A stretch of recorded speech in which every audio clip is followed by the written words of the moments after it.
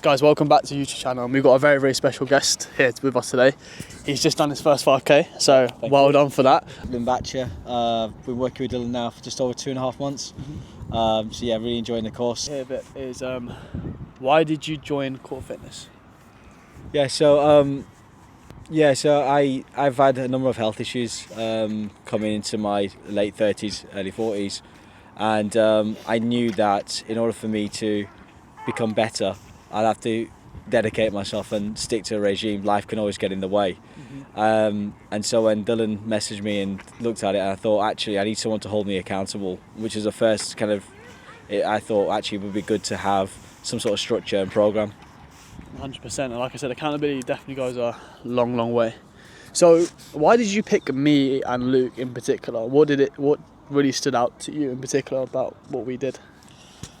Yeah, so I looked at your references and I looked at what you've done, and obviously through my kind of health journey I've realised that in particularly South Asian men, we have quite different genetics than and the genetics that are adapting to the kind of Western way of living and the Western diet, which can lead to illnesses and diseases such as type 2 diabetes, insulin resistance. And I've learned that through my own journey, becoming insulin resistant and leading to diabetes, that it can be reversed, but you have to look at it in a very tailored way. And looking at your kind of references, you seem to have been through this journey with a number of people. And when we spoke, we touched upon it and talked about it in detail. And I thought, yep, it's the right thing to do. The main thing is understanding that uniqueness of it and being able to address it and sort it. No, I really do appreciate the kind words. And Vipul was ready to make the change as well. So with our program, it kind of consists of like training, nutrition and mindset. What has been the most game changing for you in particular? The biggest game changing is probably the fact that it's not about just a diet plan. It's not just about a training program. It's about lifestyle.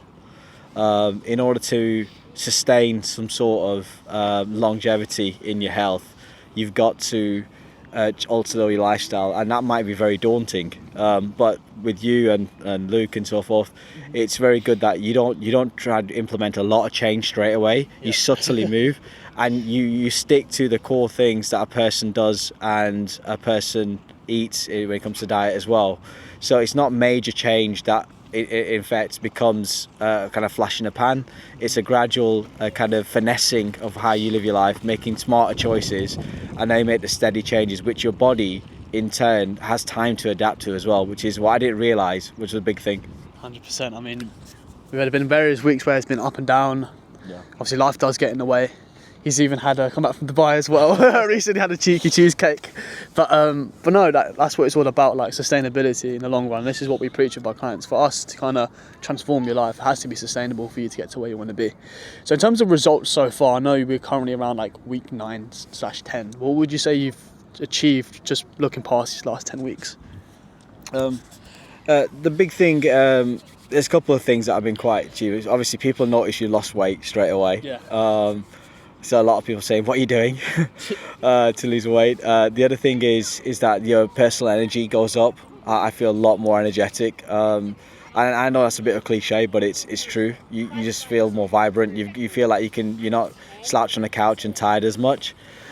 Secondly, you also feel like, thirdly, you also feel like it helps you get a bit more mental clarity as well. Dylan's doing a lot of work right now in terms of journaling, reflecting, which actually is spot on, because it's, even though we all know we should do it, it's very rare that we get the time to sit down and actually even things like journal. So I think getting that mental clarity is now beginning to really help, because it gets you going. And I think the final thing is Dylan has a good community. So you keep each other going, and when you see someone do something, it actually motivates you to do something as well. Yeah, 100%. We've had like in-person events. We do run clubs, and this is why we're here. Obviously, being in Crawley, while we're based down south, which is a privilege. Yeah. But no, like, yeah, I completely agree with what you've said about our brand and whatnot. In terms of like, what was that the turning point for you to be like, right, it's time to make a change. It's time to make that decision. Because a lot of South Asians in particular are always on the fence, especially with when you came to me, you mentioned about a couple of things which I'll get you to discuss it, but type 2 diabetes, a lot of this is frowned upon in the community, and the people think they can't change it. But what would you say to yourself if you first started the program? Yeah, I think a couple of things. So I've been through this journey a few times where I did it all myself first. I went on a really crazy diet, lost loads of weight, and was able to reverse type 2 diabetes. It is a lifestyle illness, right? Both my parents, both my grandparents, everyone's got it. And ultimately, everyone's slightly different how it takes upon them. But it is a lifestyle journey. And the thing is, with difference between this time and last time is I did it all myself the first time, and it wasn't really sustainable. You can't really eat a certain way. You get your work takes over, life, children, etc. So doing it this time round, what really got me triggered is that I knew it was getting bad.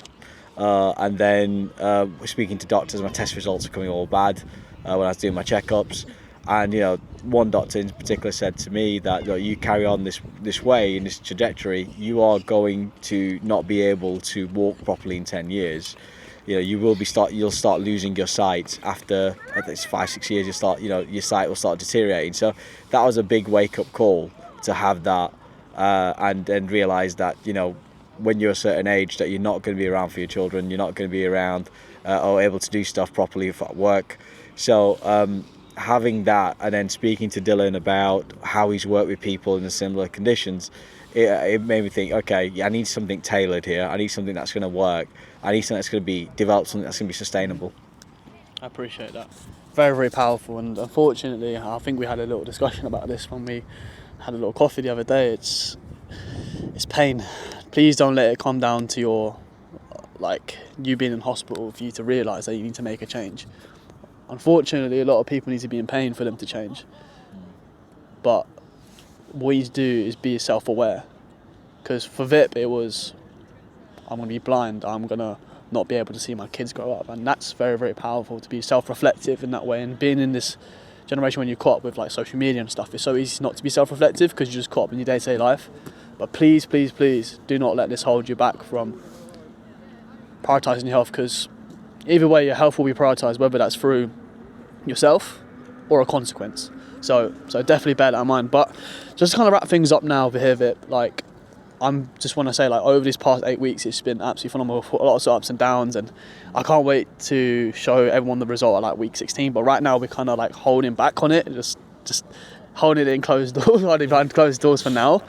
But okay, say my name was, what's an Indian name? Raj. Say my name was Raj, and I've had type 2 diabetes, and I'm I'm on the fence. I don't know what to do, X, Y, and Z. What would you say to Raj that's sitting on the fence right now? To Raj sitting on the fence, firstly, you're not alone. We all come from an Eastern kind of ethnicity, and the Eastern genetics haven't adapted to the Western diet and lifestyle. That is a science, ultimately, as the raw kind of situation. And if you don't do anything about it, then you are going to be in trouble later. So the main thing is, do you want to do something about it where you have to go into surgery and do things like that? Or do you want to do something about it that's actually going to make you feel better, but also make you live longer? And that's what it boils down to. And have a better quality of life. Let's be honest, if Raj was there, I can bet Raj will know uncles, aunties, and even parents maybe, and grandparents that have all had impact, all taken medication, have all had surgeries, right? Some of that can't be helped, but some of it can be helped because it's lifestyle. And when you go to anywhere, you go to events or whatever, you look at your plate, we all know it's very carb heavy. We know it's all happening. We know that a lot of people have a gut. I think this is all because of our environment. And the thing is, if you don't do anything about it now, you don't want to be looking back and said, I wish I had. And that biggest regret is probably what weighs on you more year on year. And that's what you don't want to do. Very, very powerful. I mean, I'm going to let you hold the mic for a second here, Vip. And in terms of what you've achieved, in terms of the start to now, we're off medication now, or tell them what has actually changed within just 8 weeks of being in the Yeah, so like I say, the energy levels, but I also got a glucose monitor to just check what impact food was having. But the big thing is that medication's slowly coming away. I've now started dropping them. So once you get insulin resistance and you go into type 2, then you have to take a lot of medication. Then you have to reverse it, you have to then gradually come off it all. So that's coming off. The main thing is having the energy, but also having the consistent readings as well. My blood results are coming back way better. And all the doctors keep asking, what are you actually doing? This has been a short period of time, how come it's reversed so much? Yeah. And that's what it is, right? I remember the doctor said, like, they were like, what did you do? Did you take a magic pill or something? Yeah, exactly. But no, I really appreciate the kind words. And guys, I want you to know, like, this is just a reminder that it's never too late to make a change.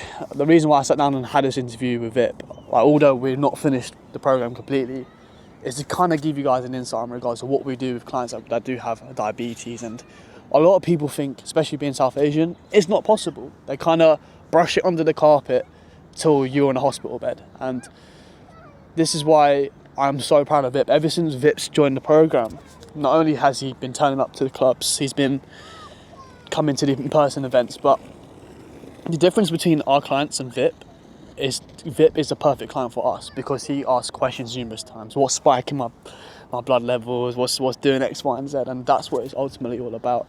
And in terms of change, don't let pain be the indicator for that. Be self-aware, be self-reflective, and you know what to do. Book yourself in for a call with me. We can have a little conversation about this. But just to wrap things up, I just want to say, Vip, I'm proud of you. I know we're only halfway there, and I can't wait to show people what the sauce is going to be dropped in after week 16. But I'm proud of you, mate, and I really appreciate this interview. No, appreciate it. Legend. Thank you. Thank you. Thanks a lot.